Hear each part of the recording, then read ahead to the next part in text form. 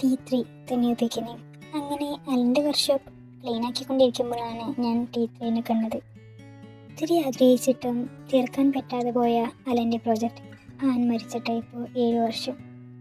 Curiosity കൊണ്ട് ഞാൻ ആ പവർ ബട്ടണിൽ പ്രസ് ചെയ്തു. പെട്ടെന്ന് തന്നെ ആ റോബോട്ട് കണ്ണുകൾ തുറന്നു. അതെന്നെ നോക്കുന്നതായി എനിക്ക് ഫീൽ ചെയ്തു.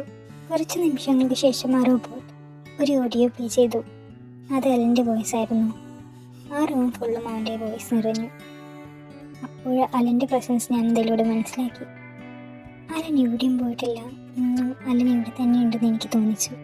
അവൻ മണ്ണടിഞ്ഞു പോയിട്ടും എന്നോട് അവൻ സംസാരിക്കാൻ മറന്നില്ല. T3 പ്രൊജക്റ്റ് അലൻ്റെ ഒരു സ്വപ്നമായിരുന്നു. ഞാൻ അത് പൂർത്തിയാക്കാൻ തന്നെ തീരുമാനിച്ചു. അങ്ങനെ കുറേ നേരത്തെ പരിശ്രമം കൊണ്ട് ഞാൻ അത് പൂർത്തിയാക്കി. അത് പൂർത്തിയാക്കി കഴിഞ്ഞപ്പോൾ എന്തെന്നില്ലാത്ത സന്തോഷമായി എനിക്ക്. എന്നെ അത്ഭുതപ്പെടുത്തിക്കൊണ്ട് തന്നെ ആ റോബോട്ട് അലനെ മനസ്സിലാക്കി. അലൻ്റെ ഫോട്ടോയെ അത് നോക്കിയിരുന്നു. അലൻ എവിടെയും പോയിട്ടില്ല, ഞങ്ങളുടെ ഒപ്പം ഇവിടെ തന്നെ ഉണ്ടെന്ന് ഞാൻ മനസ്സിലാക്കുന്നു.